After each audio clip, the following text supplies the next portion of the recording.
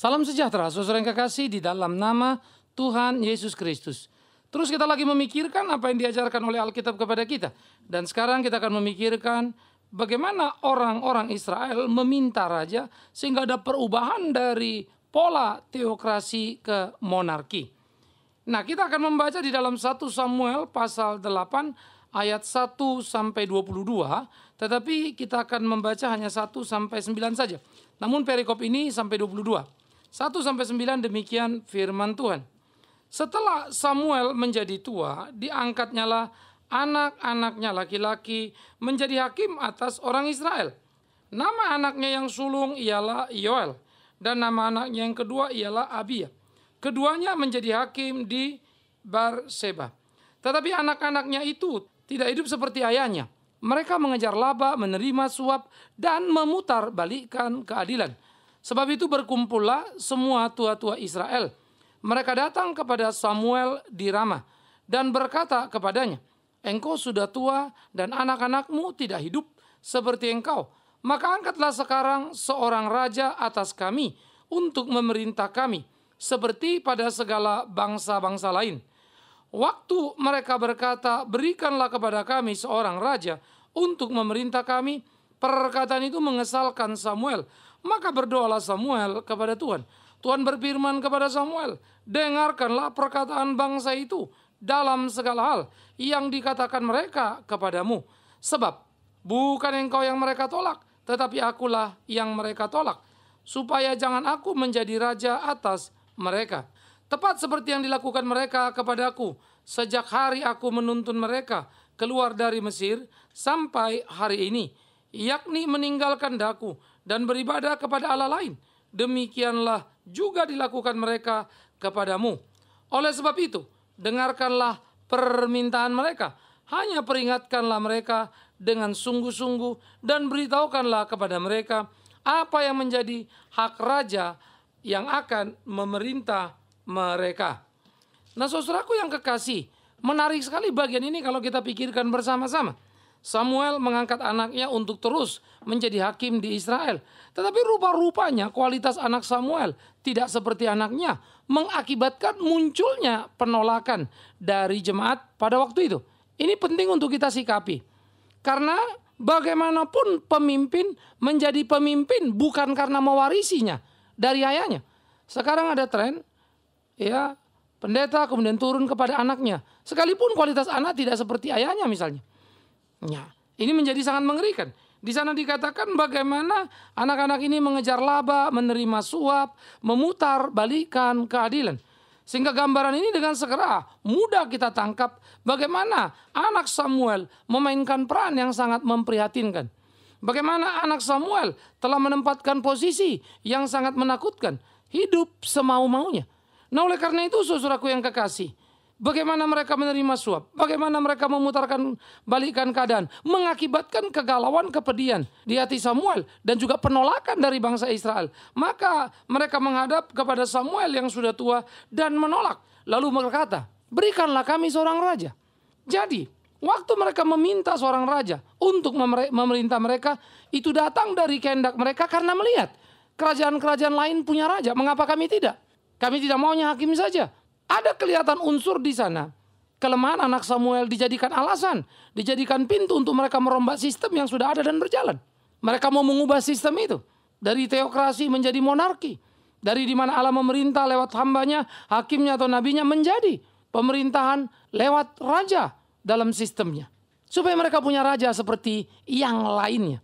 Saudara-saudaraku, ini menyakitkan buat Samuel, menjengkelkan, karena dia sangat kenal betul Israel yang terus-menerus selalu membuat kesalahan demi kesalahan di dalam sepanjang kehidupannya.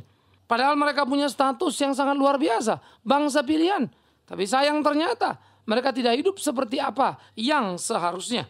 Nah, oleh karena itulah saudaraku, bagaimana kemudian hal ini menjadi sesuatu perdebatan yang sangat serius. Lalu Tuhan berfirman kepada Samuel, karena Samuel kemudian mengadu dalam doanya kepada Tuhan, memohon supaya Tuhan memberitahukan kepada dia apa yang harus dilakukannya. Maka Tuhan berkata kepada Samuel apa? "Samuel, dengarkan apa perkataan bangsa itu dalam segala hal, apapun yang mereka katakan." Kenapa? Karena apa yang mereka katakan, ingat, Itu mereka katakan kepadaku. Kalau mereka menolakmu, itu berarti bukan kau, tapi aku yang mereka tolak. Supaya aku jangan menjadi raja atas mereka. Karena teokrasi Allah langsung jadi raja. Lewat hakimnya, lewat hambanya. Tetapi sekarang mereka mau minta monarki. Raja langsung. Dan Tuhan sudah mengatakan aku yang mereka tolak. Ini kan permintaan jahat sebetulnya. Tapi memang menjadi pertanyaan kepada kita. Kenapa Tuhan biarkan? Menarik ya. Kenapa Tuhan biarkan? Kenapa Tuhan tidak misalnya menghajar bangsa itu. Dan bilang tidak bisa, harus begini. Saudara, kalau kita melihat sejarah. Ini menjadi menarik. Ketika kita membaca misalnya kenapa dulu ada perceraian, ada surat cerai. Ternyata karena kedegilan hati mereka. Musa keluarkan. Sekarang kenapa Tuhan memberi mereka seorang raja? Balik lagi karena kedegilan kebebalan mereka. Biar. Loh kalau gitu apa yang terjadi buat bangsa ini? Tuhan biarkan. Dan memang kemudian terbukti akibat pilihan mereka. Malah petaka yang mereka terima. Lah kalau begitu, bukankah berarti Tuhan membiarkan mereka juga masuk ke dalam kesulitan? Jawabannya iya. Dan itu pilihan mereka. Kalau begini, bagaimana kita menyikapi? Di mana kasih dan pemeliharaan Tuhan? Maka kita akan menjawab. Tuhan tetap ada dalam kedaulatannya. Melakukan apa yang dilakukannya. Dan dia serius dalam segala hal itu. Jadi pada waktu Tuhan menyatakan kehendaknya. Waktu manusia keras kepala Tuhan bisa membiarkannya. Sama seperti orang tidak ada bisa mati. Kalau bukan kehendak Allah. Tapi bagaimana bunuh diri? Mereka mau memilih jalannya. Tuhan biarkan. Dan tentu saja mereka nanti akan berurusan dengan Tuhan. Tentu saja mereka akan dihukum. Untuk keputusan yang mereka ambil. Tapi mereka tidak pernah bisa ambil keputusan kalau Tuhan tidak membiarkan. Kalau Tuhan membiarkan itu artinya Tuhan sudah menghukum dia. Membuang dia. Nah pada kasus Israel. Pada dengan putusan mereka silakan kalau kamu itu. Nanti kau akan lihat akibatnya. Dan memang kemudian nanti.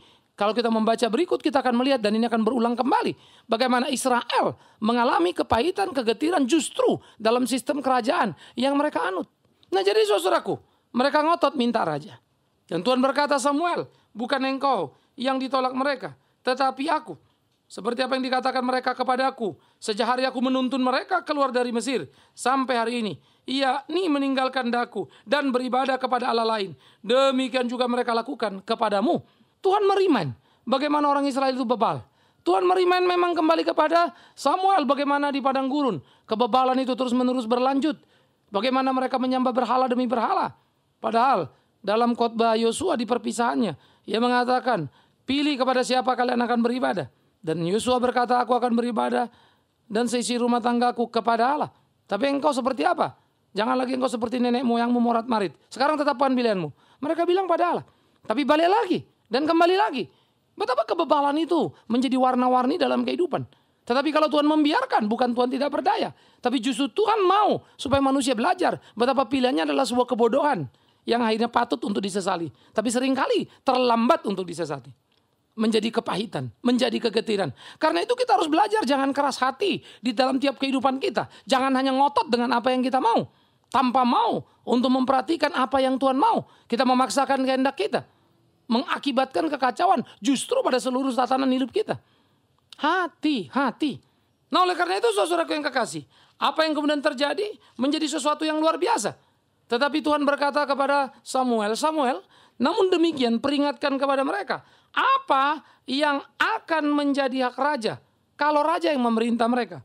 Ayat 10 sampai ayat 18 itu membicarakan bagaimana hak raja atas kehidupan mereka. Dikatakan dia akan memilih anak laki-lakimu untuk menjadi tentara. Dia juga akan mengambil anak perempuanmu untuk membereskan urusan dapur mereka. Dan dia juga akan mengambil hasil ladangmu, ternakmu. 1/10 sebagai upeti atau pajak kepada sang raja. Siapkah?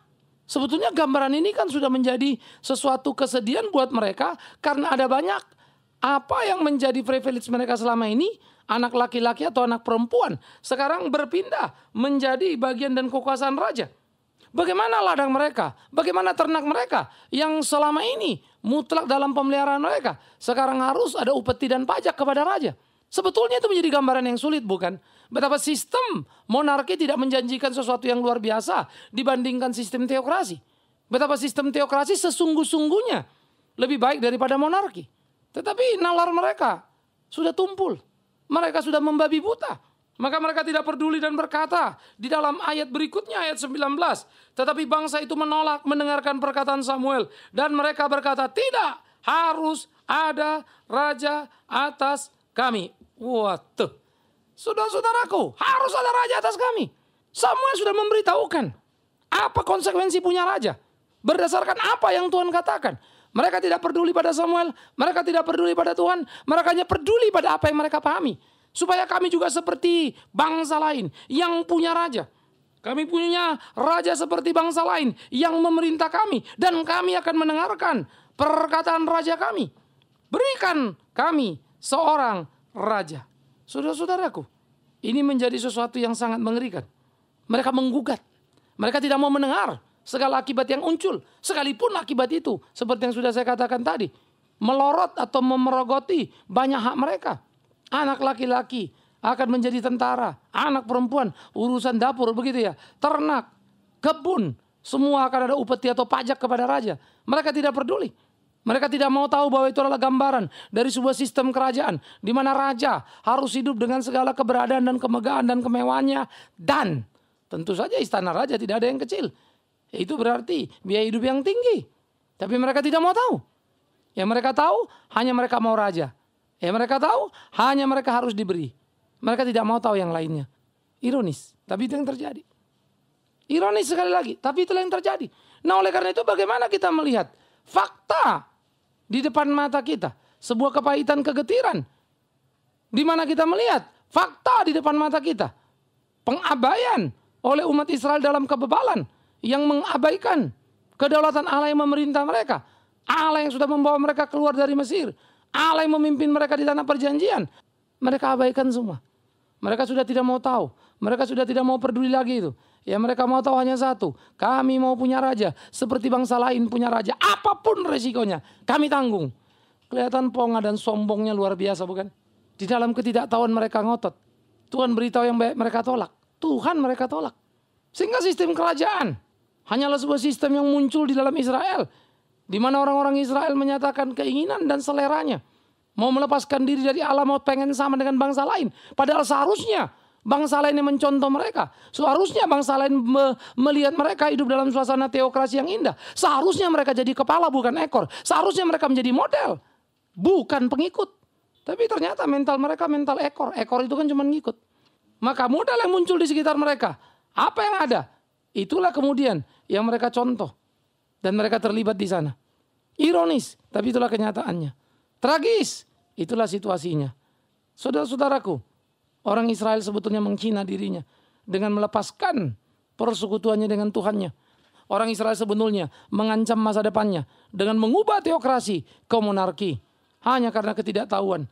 Tapi ironisnya, mereka juga tidak mau tahu ketika diberitahu oleh sang pemimpin yang menyuarakan suara Tuhan, yaitu Samuel. Mereka bebal, mereka keras kepala. Berikan pada kami apa yang kami mau. Maka mereka meminta raja. Nah, perubahan sistem ini menjadi sebuah perubahan karena kedegilan hati.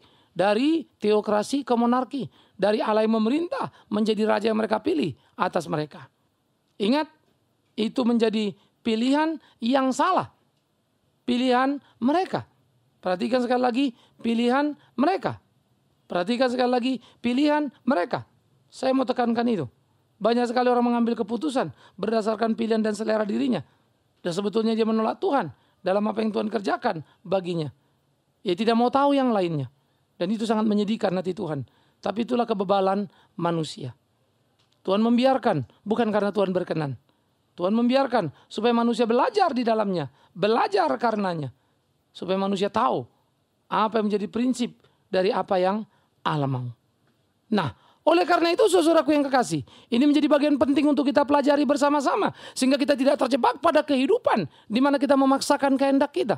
Untuk apapun yang mungkin kita pikir cocok buat kita, baik buat kita. Supaya kita seperti orang lain. Padahal Tuhan mau tidak seperti itu. Jadi pemahaman teokrasi Allah yang berdaulat, Allah yang memerintah adalah kehendaknya nyata dan kehendaknya yang jadi. Tetapi sekarang memang di berbagai tempat orang Kristen cenderung kehendaknya yang mesti jadi bukan kehendak Tuhan lagi. Seleranya mesti jadi bukan selera Tuhan lagi. Ini yang aku mau, itu yang aku mau. Supaya jadilah. Yesus jadi nama mantra saja sudah. Untuk memenuhi seluruh keinginan. Atas nama apa? Supaya Tuhan tidak dipermalukan. Gila sekali. Tuhan berikanlah ini. Masa aku miskin nanti toh kau yang malu. Wah, sadis amat. Jadi supaya Tuhan gak malu gimana? Buat aku kaya. Salah. janda miskin tidak membuat Tuhan jadi malu. Justru Tuhan dipermuliakan dalam kemiskinannya. Karena ia hidup tetap sesuai kehendak Tuhan. Dan memberikan persembahan yang terbaik yang bisa dikerjakannya. Banyak cerita tentang orang kaya yang kemudian dibuang Tuhan. Sekalipun kaya bukan dosa. Tapi contoh itu tidak bisa diabaikan. Bukan itu yang membuat Tuhan tidak dipermalukan. Jadi bukan soal kaya dan miskin.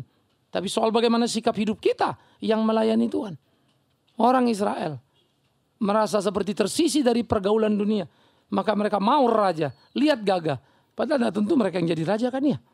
Tapi itulah ironisnya. Tuhan yang lebih perkasa. Tuhan yang lebih hebat. Tuhan yang menyertai mereka. Tuhan yang mengakibatkan bangsa lain takut mendengar nama Israel. Gentar mendengar nama Israel. Tuhan itu mereka tolak. Tuhan itu mereka abaikan. Ironis. Tapi itulah faktanya. Maka apa yang terjadi? Menunjukkan kepada kita kegagalan bangsa itu untuk hidup sesuai dengan apa yang Tuhan mau. Apa yang terjadi? Menunjukkan kepada kita ketidakmampuan mereka untuk sungguh-sungguh mentaati apa yang menjadi ketetapan Allah dalam hidup mereka. Sekali lagi ironis, tapi itulah yang terjadi. Saudara-saudaraku yang kekasih, Israel memilih raja untuk mereka. Mereka menolak Allah. Allah biarkan, bukan karena Allah tidak mampu mencegahnya, tapi mau mengajarkan kepada manusia bebal bahwa kebebalannya hanyalah kehancurannya. Karena itulah seharusnya tiap orang belajar sungguh-sungguh untuk mengerti kehendak Tuhan. Itu sebab Israel mengalami perubahan yang radikal dari teokrasi ke monarki. Israel tidak lagi menjadi seperti bangsa pilihan yang khas, tapi menjadi bangsa seperti kebanyakan bangsa yang lainnya yang tidak mengenal Tuhan. Dalam doa Bapa kami, kehangatan kehausan teokrasi itu sangat berasa, bukan? Bapa kami yang di surga, dikuduskanlah namamu. Datanglah kerajaanmu. Jadilah kehendakmu di bumi seperti di surga. Alangkah indahnya. Alangkah luar biasanya kerinduan yang mendalam itu. Tapi alangkah ironisnya. Alangkah menyedihkannya. Karena mereka mengabaikan itu. Saudara-saudaraku, mestinya itu yang tertanam dalam batin mereka. Sekarang itu menjadi permintaan tiap orang percaya. Supaya kerajaan Tuhan datang. Supaya kehendak Tuhan jadi di bumi seperti di surga. Nah, ini menjadi tantangan juga buat kita. Bagaimana mengaktualisasikan itu. Sehingga orang bisa melihat Tuhan yang hidup di hidup kita. Menjadi suatu tantangan yang serius. Yang harus kita lakoni dalam kehidupan kita. Camkan. Pikirkan itu. Mari kita terus menghidupi kehidupan kita. Seperti apa yang Tuhan kehendaki. Mari terus kita melakoninya. Untuk kemuliaan nama Tuhan kita. Sehingga di dalam seluruh aspek kehidupan. Tuhan yang ditinggikan. Tuhan yang diagungkan. Dan itu penting bagi kita. Karena itulah saudaraku yang kekasih. Pergumulan-pergumulan di dalam kehidupan tiap orang percaya. Harus menjadi pergumulan yang berorientasi kepada kehendak Allah. Penaklukan dirinya. Israel baru saja memulai malapetaka yang akan menimpa mereka. Dengan mengubah sistem dari teokrasi menjadi monarki. Kenapa Israel menjadi kerajaan? Ini mempunyai cerita tersendiri. Tidak sama dengan bangsa lain. Kenapa Israel mau menjadi kerajaan? Itu hanya merupakan wujud kebebalan. Yang tidak mau tunduk pada kehendak Allah. Tapi mau melakoni sendiri. Mau menjalankan pilihan dan selera diri. Mengabaikan fakta sejarah. Bahwa Tuhanlah raja mereka. Yang membawa mereka keluar dari Mesir. Bahwa Tuhanlah raja mereka. Yang memimpin mereka 40 tahun di padang gurun. Bahwa Tuhanlah raja mereka yang telah memurnikan mereka untuk memasuki Israel. Bahwa Tuhanlah raja mereka yang memberikan mereka tanah dan kehidupan. Bahwa Tuhanlah raja mereka yang memimpin menuntun mereka. Tapi Tuhan sang raja mereka abaikan, mereka tolak. Mereka minta raja manusia. Pemerintahan Allah mereka rubah menjadi pemerintahan manusia. Betapa ironisnya. Pernahkah saudara memperhatikan kekacauan di dalam kehidupan Israel? Justru karena pilihan-pilihan mereka sendiri. Bukan Tuhan mengabaikan dan membuang. Maka seperti yang saya sudah katakan di depan tadi. Mestinya kita belajar dalam kehidupan kita. Terlalu banyak persoalan dan pergumulan. Yang seringkali mungkin tidak terlalu penting dalam hidup ini terjadi. Kenapa? Karena kita. Posisi kita. Tetapi beruntung dan bersyukurlah. Kalau engkau benar. Tapi kesulitan kepahitan masih datang. Karena itu berarti bentuk pengujian. Yang menjadi sebuah kehormatan. Untuk mewarnai kesetiaan daripada imanmu. Puji Tuhan. Tetapi yang ironis terlalu banyak. Orang mengalami kesulitan kepahitan karena apa? Pilihan sendiri. Ngotot sendiri. Tidak mau tahu lagi apa yang Allah kehendaki. Saudara-saudara, mari kita renungkan ini jadi perenungan yang serius dalam diri kita. Untuk kita menemukan kesejatian kebenaran. Mari kita pikirkan ini. Dalam sebuah pemahaman yang utuh. Bahwa sudah seharusnya kita hidup takut akan Dia. melakukan apa yang menjadi kehendaknya, sehingga hidup kita jadi hidup yang memuliakan nama Tuhan senantiasa. Bukankah sudah pada tempatnya? Bukankah sudah seharusnya kita melakukan apa yang menjadi kehendak Tuhan dalam hidup ini? Karena itu camkan, pikirkan, renungkan, dan lakukanlah apa yang menjadi ketetapan-ketetapan Tuhan, supaya hidup kita puas dan bahagia. Jangan pernah memilih apa yang Tuhan tidak sediakan, tapi belajarlah peka dan bertanya apa yang menjadi kehendak Tuhan, supaya kita tidak terjebak pada kesalahan Israel, memilih monarki untuk kepuasan diri dan menolak teokrasi, yang berarti menolak Allah, Tuhan mereka sendiri. Awas, jangan terjebak. Amin. Mari kita berdoa. Kami bersyukur, kami berterima kasih ya Tuhan, untuk apa yang boleh kami renungkan pada hari ini. Betapa Israel sungguh menjadi bangsa yang lupa diri, menjadi bebal, memaksakan kehendak diri, bahkan menggeser Engkau, Tuhan, sebagai Raja mereka, dan meminta Raja dunia. Alangkah menyedihkannya, tapi itulah menjadi pilihan yang mereka lakukan. Tuhan, kami pun harus jujur mengaku, seringkali di hidup kami pun gagal untuk menentukan pilihan yang sesuai kehendak Tuhan.